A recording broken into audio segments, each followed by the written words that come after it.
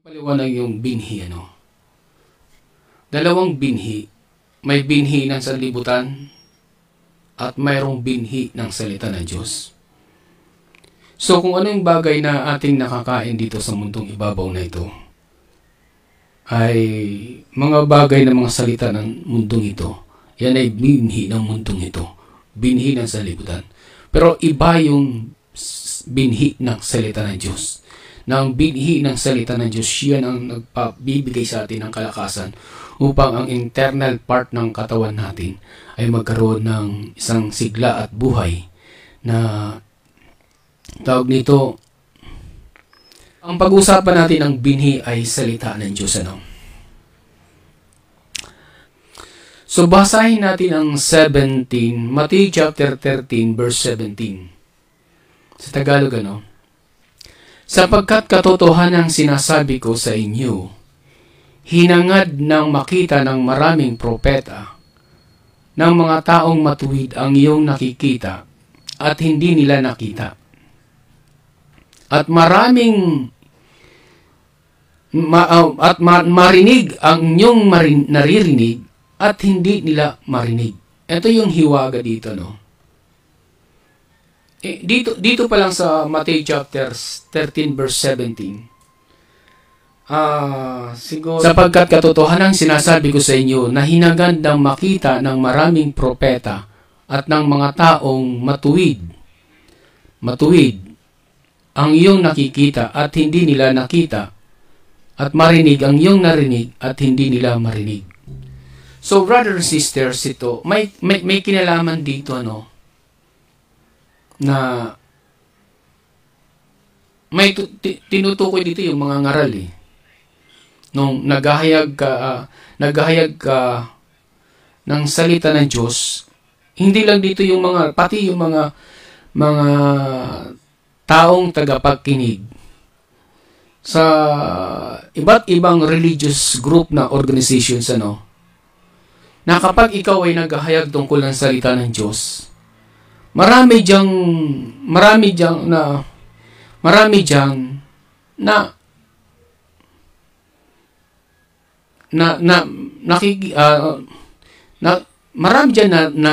nakikinig, ano, o nakikinig at naririnig, nakita yung mga iba't ibang mensahe. Even ito ng mga old prophet, ano, sa lumang tipan, even today, may mga bagay na mga hiwaga ka naghahayag, pero ito ay hindi ito makita. Ito yung mga sinasabing hinangad ng makita ng maraming propeta. Ibig sabihin, from the Old Testament, hinangad ng mga propeta yung makita ng mga kapahayagan from the beyond in time or the futures, ano, yung mga futures events na, no, hinangad nila ito makita, pero hindi ito na nakita nila, hindi ito ipinahintulot na ipahayag yung mga katwiran ng salita ng Diyos.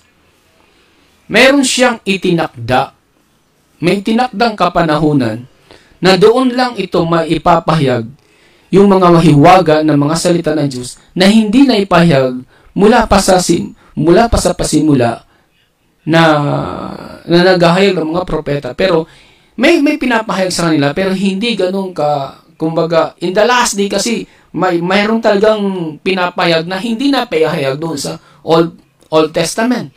Ngayon lang na nihayag at hindi rin na ipahayag ng mga propeta ng mga detalyadong kapahayagan. So in the last day, ngayon lang talaga na ipapahayag ito.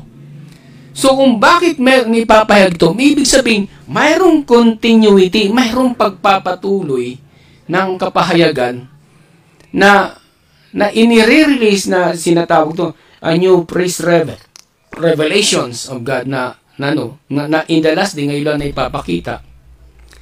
So nangyayari ito sa religious end times group or sa iba't ibang religious group na kapag ikaw nagsasalita, hindi talaga nila maintindihan Ibig sabihin, dito pala natutupad dito yung mga propesya, no? Sabi dito, at mga taong matuwid na ito, yung nakikita, hindi nila makita. Yung may pinapakita ka ng mga bagay sa kanila, ngunit hindi nila ito nakikita. Pero may mga taong na iba nakakakita, pero yung iba hindi nila nakikita. Ito yung mga hiwaga. Actually, ano talaga, yung kahit pagsabihan mo sila, hindi nila maintindihan yung mga bagay na sinasabi mo tungkol sa kaharian ng langit. Di ba? Hindi nila ito maintindihan. Kasi bakit? Hindi nga ipinagkakaloob. Bakit may problema sa kanilang puso? Kung bakit ito hindi nakikita nila sapagkat mayroong problema. Mayroong nagtatakip.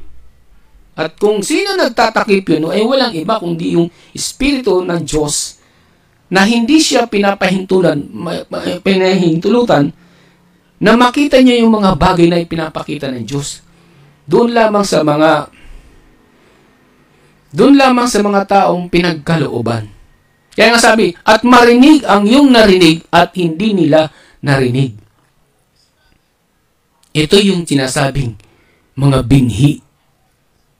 Yung binhi na ito ang salita ng Diyos na itinatanim sa puso at isip. That is the seed of God, o binhi ng salita ng Diyos.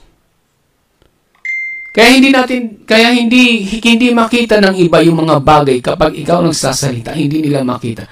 Kasi nga hindi sa kanila ipinagkakaloob na makita at marinig ang mga bagay tungkol sa kaharian ng langit. Marami dito sa mga church organizations, kapag naghahayag ka ng mga malalalim na mga mensahe, hindi talaga nila maintindihan. Kasi iba kasi ang kanilang measurement. Kasi yun ang measurement na iminulat sa kanila. Pero pagdating na doon sa mga bagay na malalalim tungkol sa kaharian lang, hindi nila nakikita. Kahit yung sinasabi ng prophecy nito, kahit ang mga propeta, hindi talaga nila maintindihan ang mga bagay na hiwaga. Kasi hindi ka sa kanila ipinagkaloob. Nahayag lang ito in the last days, sa uling kapanahunan, na unti-unting ipinahayag yung salita ng Diyos. Diba? Let's go to verse 18. Pakinggan nga ninyo ang talinhaga tungkol sa maghasik.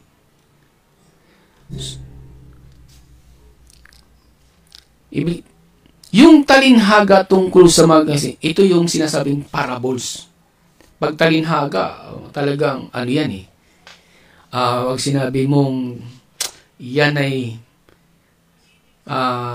mahirap pong maunawaan. Kasi sometimes Jesus Christ nagsasalita siya lagi ng mga matalinhagang pananalita.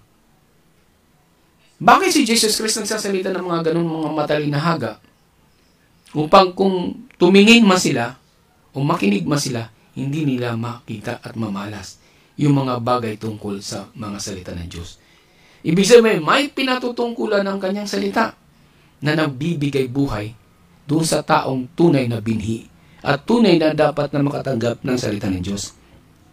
So, ibig sabihin, ang salita ng Diyos is talinhaga o isang talinghaga na inihahasik doon sa tabernakul o sa mabuting lupa.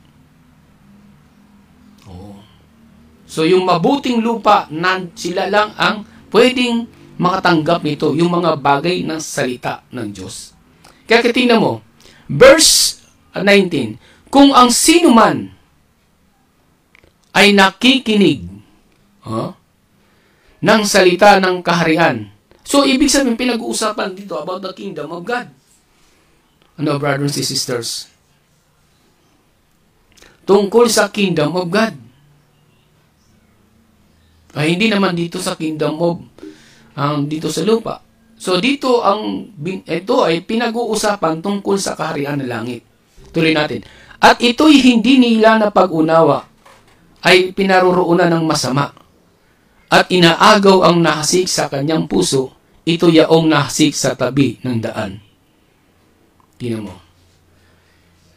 Kung ang sino man nakikinig ng salita ng kaharian at ito'y hindi na pag-uunawa,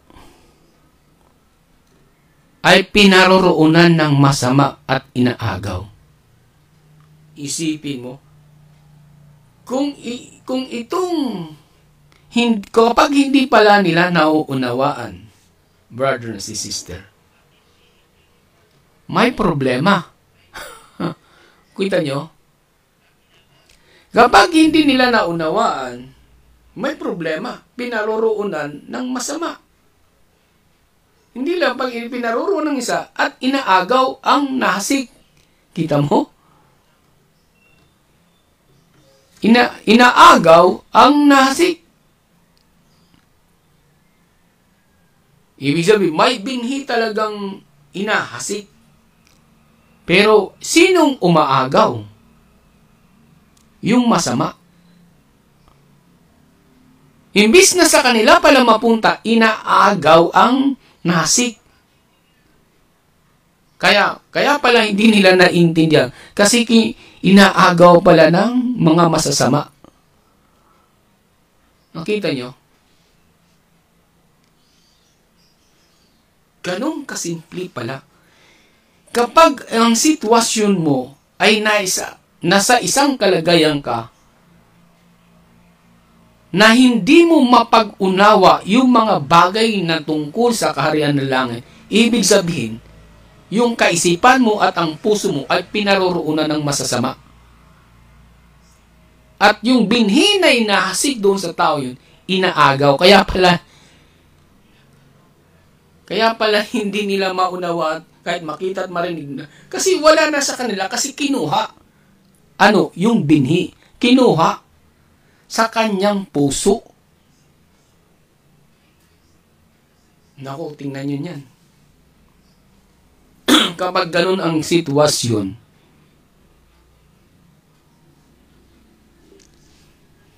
kailangan na ng protection. Kasi bakit?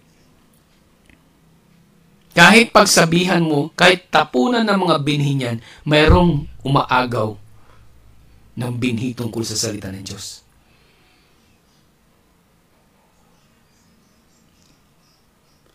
So, saan yun? So, ayaw ipatanim ang binhi yun doon sa tao na yun. Kasi kung yung binhi na yun, maitanim yung binhi doon sa kanya, sisibol yun. Kaya ginagawa ng masama, kinukuha yung binhi na yun upang hindi may tapon doon sa kanya kalalagyan. So, kung may hasik ang binhi, tutubo at makikita niya. So, ang ginawa ng masama, kinuha ang binhi na yun upang hindi may tanim doon sa mabuting lupa. So, ibig sabihin, yung lupa na yun, kinaroroonan ng masama. Ang lupa na yun, hindi na mabuting lupa, kundi masamang lupa. And that is, tungkol yan sa sanlibutan. Diba? Kaya nga sa kanya, nahasik sa kanyang puso, ito yaong nahasik sa tabi ng daan. Sa tabi ng daan. Sino yung mga tabi ng daan? Yung mga taong pumunta lang doon, na nakarinig ng mabuting balita. Nakarinig ng mabuting balita ng salita ng Diyos. Pero, ang sitwasyon, inaagaw pala sa kanila. Isipin mo, sa daan, pag sinabing sa tabi ng daan, yung tao na yun, nakapunta lang doon sa isang mabuting lupa. Nakapunta lang doon sa mabuting lupa. Pinagbawalang hindi makapasok. Kumbaga, nakalak eh. Nakalak yung puso at isip ng tao na yun. Kaya yung mabuting binhi, hindi makapasok doon. Kasi bakit? Nakasirado. At ang mabuting binhi yun, hindi itinatapon doon sa lupa, kundi inaagaw ang mabuting binhi. At ang ibig sabihin niyan, yung salita ng Diyos. Kahit na makrinig nila at madinig nila, hindi nila maunawaan.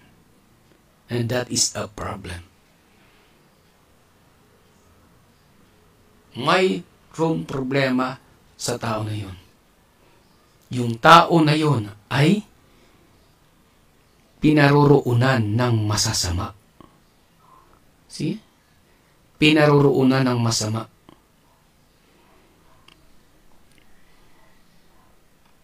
So napakasakit brothers and sisters. Yung kalagayan ng sitwasyon yun, talagang nakakaawa. Kasi may umaagaw sa binhi. Maliban na alisin ang masama doon lang makakapasok ang binhi.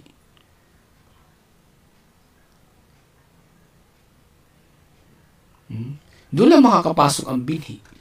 Pero kung ang binhi na yun ay wala na doon yung masama, pero kung ang binhi na yun, na doon yung masama, so di makakapasok. Aagawin, nanakawin ang binhi. See?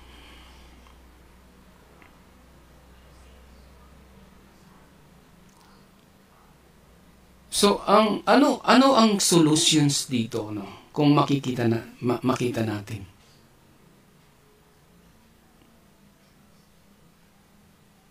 Kailangan ang binhi, kailangan yung isip at puso ng tao nito malinis. Kung hindi malilinis ang kanyang puso't isipan, hindi papasok yung kapahayagan ng salita ng Diyos. At yung kapahayagan na yun, that is the Word of God. Nakita nyo? That's the Word of God. Brothers and sisters. Para pala makapasok ang binhi o ang salita ng Diyos, kailangan ang isip at puso nila maalis yung masama. Kasi kung hindi maalis ang masama, kahit mo yan pangaralan, kahit mo hasigan ng iba't ibang klaseng kapahayagan, hindi nila mauunawan ang tungkol sa kaharian ng Diyos. See? Church, makinig kayo. Hanggang kahit kayo tumanda, kapag hindi nyo napaalis yung masama sa puso at isip nila, never na ang binhi na makapasok doon. Kasi may kumukuha ng binhi. See? Did you see that, brothers and sisters?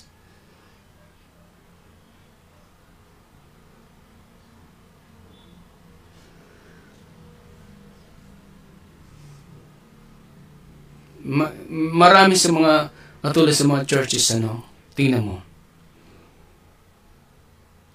Kahit sa Manila, they are training the children. Hanggang sa tumatanda na. Training pre. Bakit? Ganun na nangyayari. Walang discerning, walang manifestations. Kasi kung may binhing sumibol dyan, magmamanifest yan, gagalaw yan. Makikita ang binang sumisibol sa kanya. Ang ibig sabihin, kung hindi sumisibol ang binhi niyan, walang binhing na itatanim. Parang robot ang kalagayan. Uy, ganito, parang igagan mo yung kamay, igagan. Ang robot, may tumutulak eh, may nagpapakilos eh. Nakita nyo? Ang robot, may nagpapakilos. Iba yung binhi na nasa puso mo, talagang nagmamatis, pati kataw, hindi na yon inuutusan na ganitong, nakusa mismong gumagalaw. Nakuha nyo? Nakita nyo?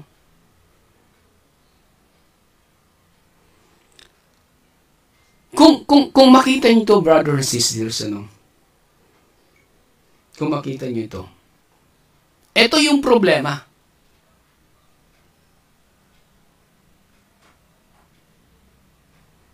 Ang problema, may naghasik, may nagnanakaw ng binhi. Ibig sabihin, ang puso't isip nila, iba ang pundasyon, iba yung kapayag. Nasa isip nila yung mga bagay kung ano-ano dito sa sanlibutan. Na hindi nila nalalaman. Na anuman panahon kung igawin sila na ang kanila at kunin ang buhay nila, iba na ang dimension doon. Doon walang siga. Ang siga doon ang Diyos. Kag sinabi ng Diyos, hindi ka karapat-dapat dito, doon ka, wala kang magagawa. It is a punishment, a perilous punishment na mangyayari sa isang tao. This life, ditong mundong ito, pansamantala lang ito. Anytime, pag lipat na ang lugar mo, dimension flesh, doon nila makikita, totoo pala yung mga sinasabi ng mga ngaral. Na ang buhay pala doon namin ay pansamantala. Ito pala ang mas matindi. Mas mapalad pala yung mga tao na yung nahasika ng mabuting bini na ipinakita sa kanila ang tungkol sa karya ng langit. Ang naghasik, naghahayag ng mabubuting balita tungkol sa karya ng Diyos, pero may nagnanakaw. Kaya nga sinabi ko, kung hindi ito maaalis, yung pinaroroonan ng masama sa kanyang puso, hindi ang binhi may hasik doon. Sipin mo. Many years na nangangaral, many years na tinataniman, pero bakit hindi na itatanim ang binhi? Kung tumubo man, namamatay. Kasi bakit? May problema. May problema. See?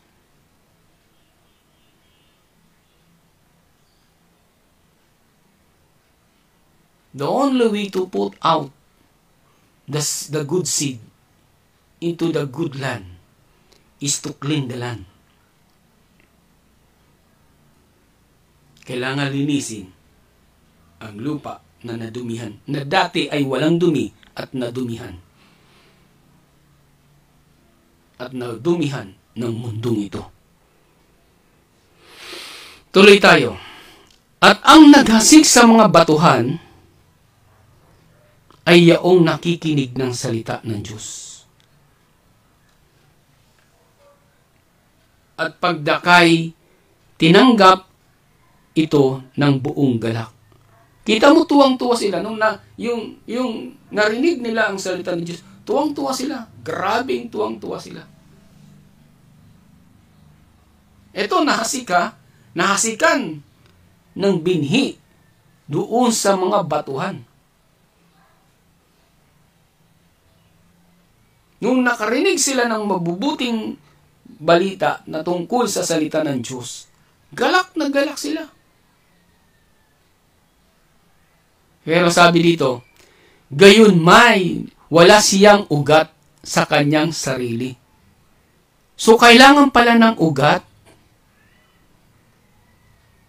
Kailangan pala ng ugat. Kasi kung walang ugat sa sarili niya, hindi nga tatagal. Hindi nga sisibo na maayos. Di ba?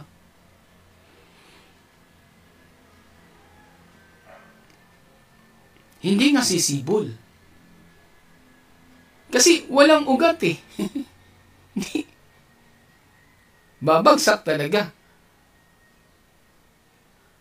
Kaya nga tumanda na sa pagkano, nung nagkaroon ng init, hindi sumibol. Hindi tumubo kasi wala ang ugat. Sabi niya, kundi sandali lang tumagal. At pagdating ng kapigatian, pag-uusig dahil sa salita ay pagdakay natitisod siya. Isipin mong kalagayan nito. Pag ganito pala ang sitwasyon nyo, brothers and sisters,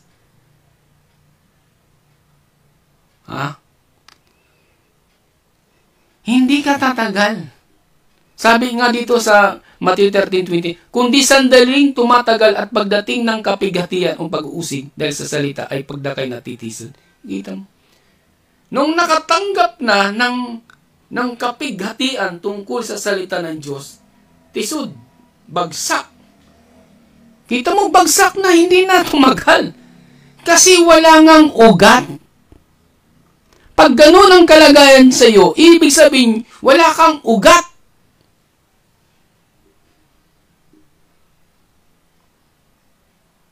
Nung dumating ang kapigatian ng pag-uusig, bigla kang natisod. That's the sign na wala kang ugat. Wala kang pundasyon upang sa katatagan ng iyong pagkatao. Nakita niyo, brothers and sisters?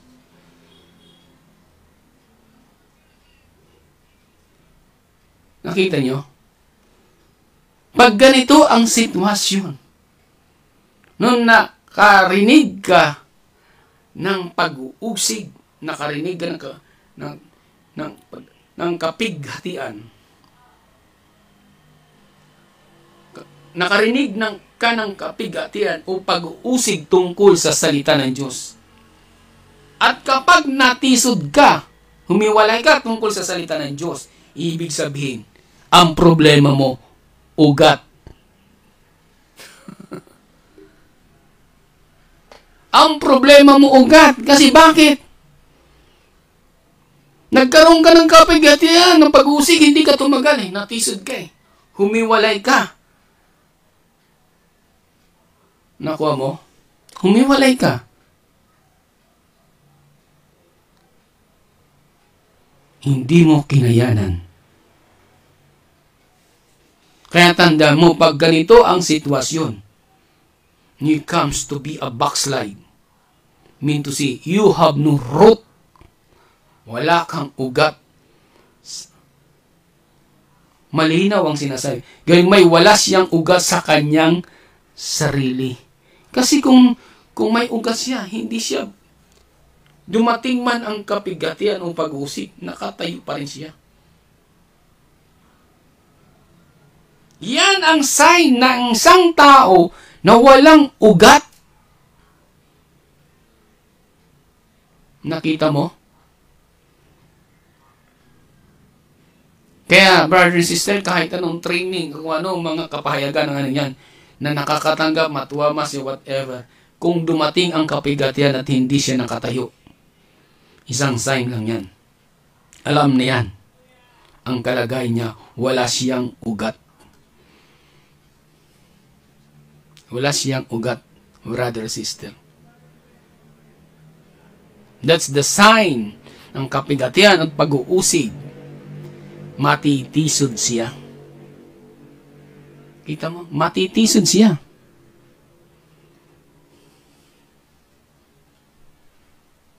Tingnan nyo? Kasi bakit? Wala siyang ugat.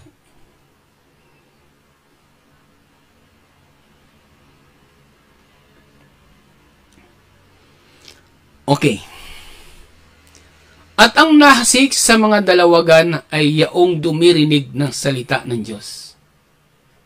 Ngunit ang pagsusumakit ng ukol sa sanglibutan at ang daya ng mga kayamanan ay siyang umiinis sa salita. Siyang umiinis na salita at yaoy nakikinig ng walang bunga. Kita mo?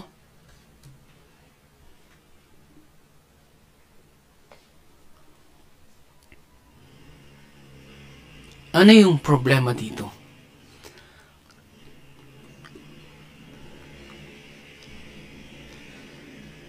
At ang daya ng kayamanan ay siyang umiini sa salita ng Diyos. Ibig sabihin, yung kayamanan is a distraction of your view. Distraction to the Word of God. Kasi, di ba, traditional. Ay, basta ko pumunta ako ng linggo, okay na yan. 30 minutes, 1 hour, okay na yan. Kailangan ako maghanap buhay. Meron naman, kahit hindi naman ako basta ganito.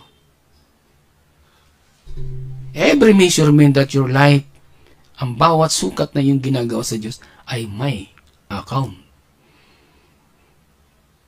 Nakita nyo?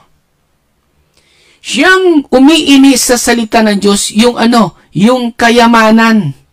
Ano yung kayamanan yan na umiinis? Minsan, ako pwedeng, I could not worship to Sunday. Sabi ko, minsan pupunta ako doon, parang hindi ko maganda yung feeling ko eh. Parang nasasaktan lang. So, I want to be concentrate to God. Parang nakikita ko may discrimination dito eh. Parang pag ako pumasok doon, iba ang katayuan ng aking kalagayan. Iba ako sa kanila kaysa sa kanila. So, sometimes, kayamanan, trabaho, whatever, is the distraction tungkol sa salita ng Diyos.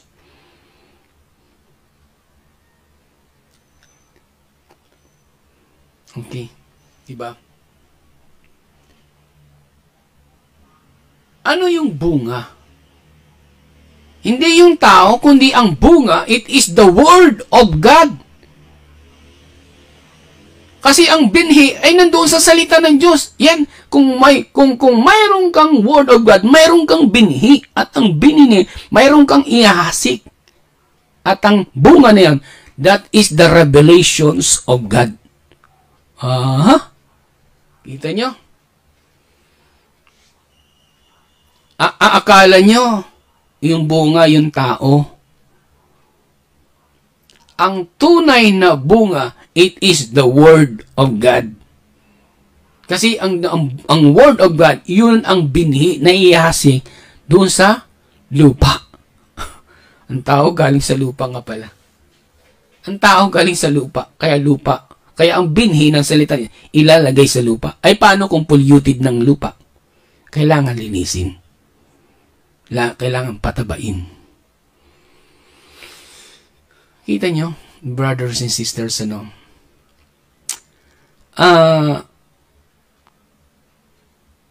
ang isa parang distraction, itong madayang kayamanan. Ano ba yung kayamanan na ito?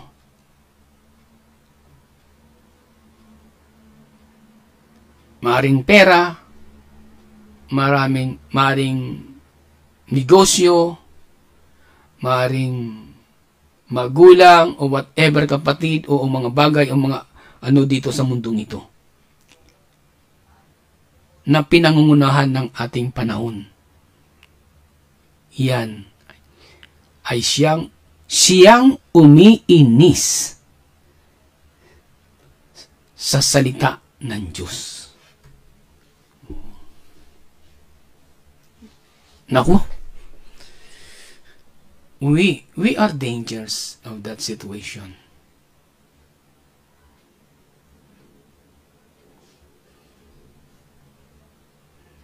Kapag nandito tayo sa kalagayan, dapat labanan natin yan. Itong kayamanan na ito,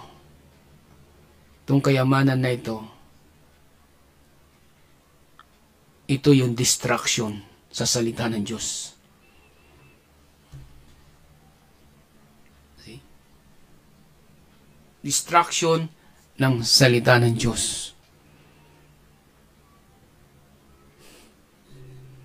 I hope maintindihan nyo ito, no?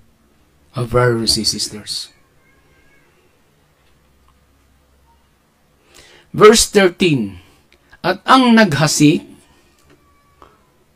sa mabuting lupa ay siyang dumirinig at nakakaunawa ng salita at na siyang katotohanan nagbubunga at ilay tig 100 at ilay tig 60 at ang ilay tig 30.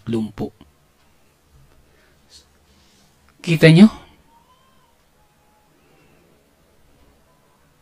Nakita nyo, brothers and sisters?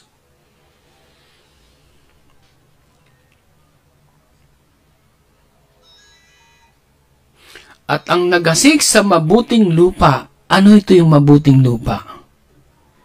Good sheep. Mabuting tupa.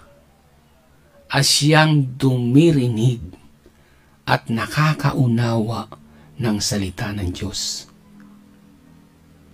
See? A good sheep. Mabuting lupa.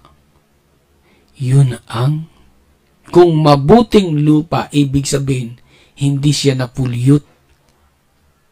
Hindi siya nadumihan ng sanlibutang ito.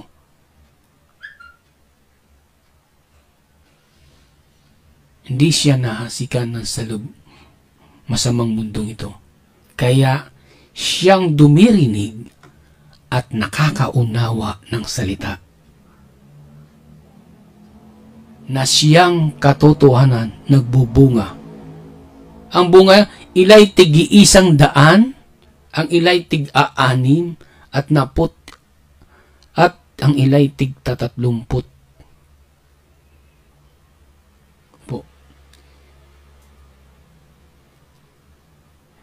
Nakita niyo yung kalagayan.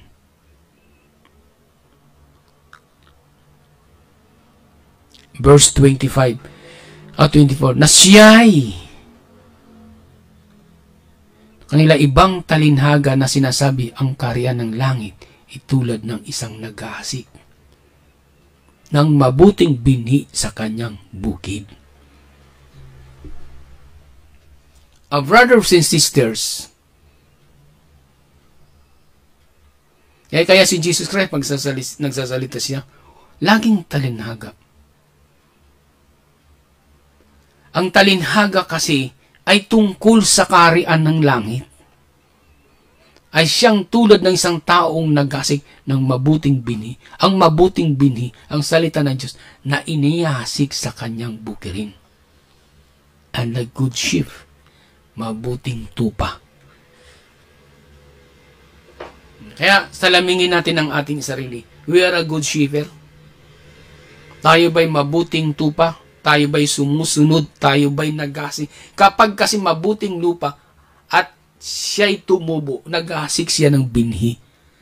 At ang binhi na yun ay ang salita ng Diyos. Bakit yung iba nakikinig lang? Ibig sabihin walang rinirelease. Kasi mga patay. Walang ugat, walang sumibol. Lagi na lang pinakakain. Hindi sumibol. Kasi kung sumibol yan, maghasik yan ng binhi. Umulat, umaraw, hindi kayang pabagsakin ang mabuting puno. Kasi ang mabuting puno, tumubo sa mabuting lupa. See that, brothers and sisters? Tumubo sa mabuting lupa.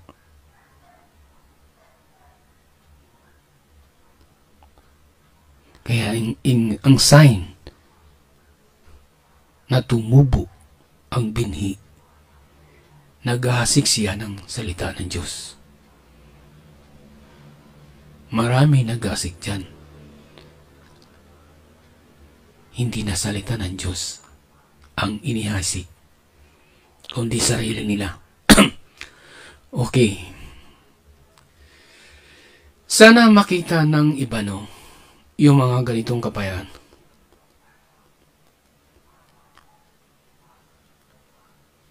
Tingnan dito, ito yung mabigat din sa 25 ano. Datapat samantalang nangatutulog ang mga tao. Nako. Datapat samantalang nangatulog ang mga tao ay dumating ang kanyang kaaway. At naghasik naman ng mga pansirang damo sa pagitan ng trigo at umalis.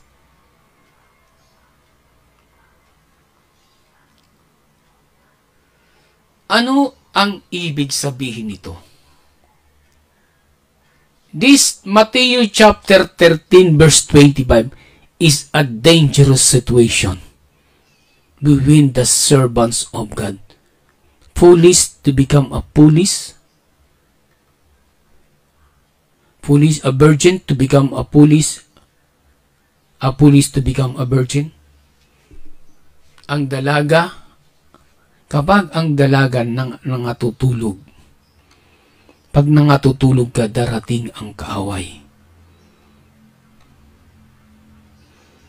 So, darating ang kaaway. At ang kaaway ay maghahasik.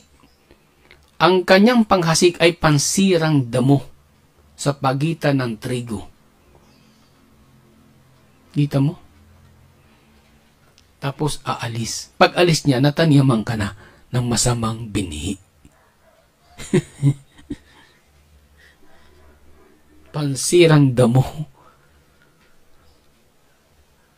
Kita mo?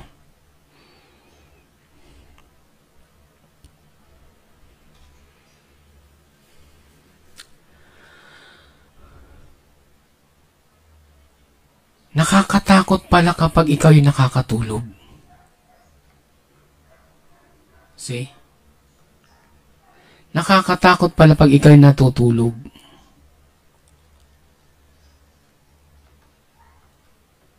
Kita mo? Kasi dumarating ang kaaway.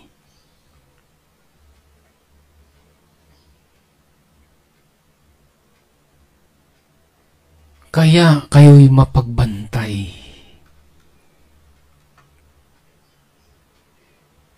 Kasi dumarating ang kaaway kapag kayo ay tulog.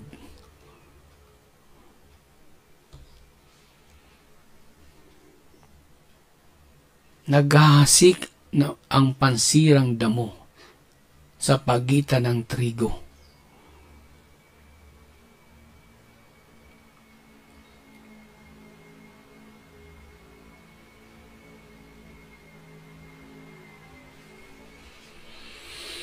Sa pagitan ng trigo.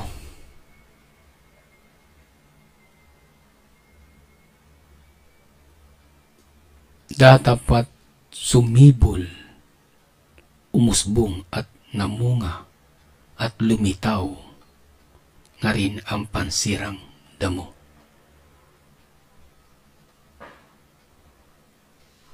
Ano itong ibig sabihin? Ang pansirang damo, ito yung sumisira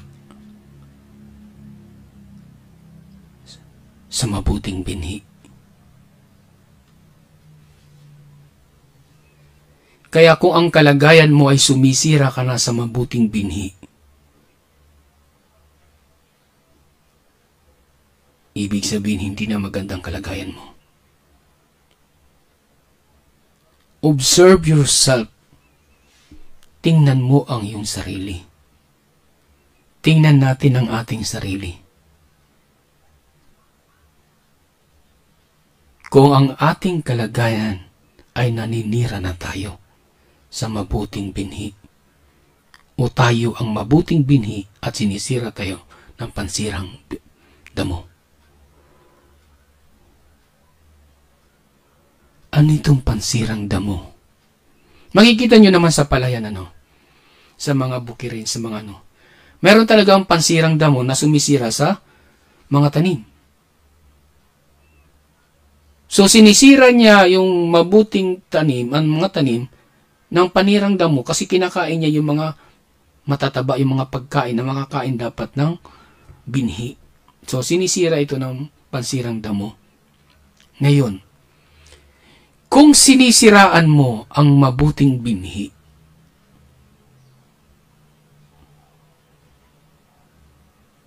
kailangan silipin mo ang sarili mo.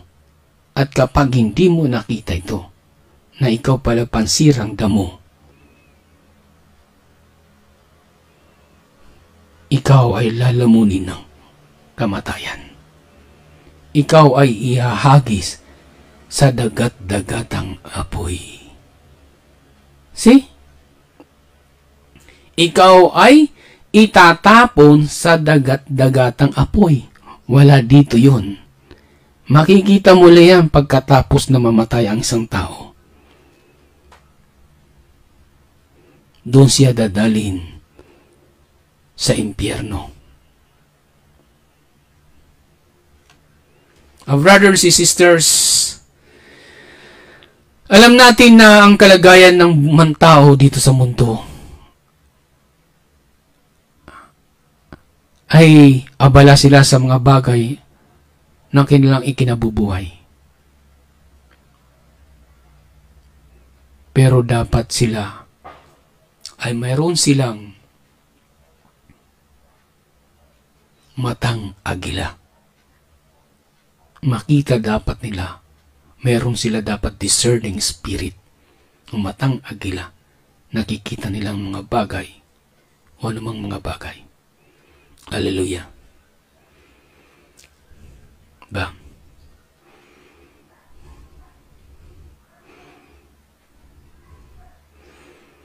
Kaya ang masasabi ko dito lang sa sa mensahe nito,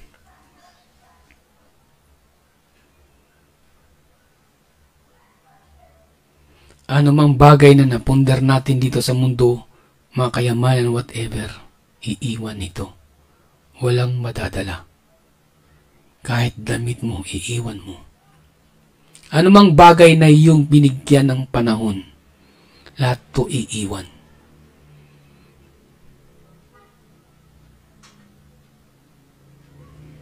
At kapag iba ng lugar na kalagayan natin, brothers and sisters,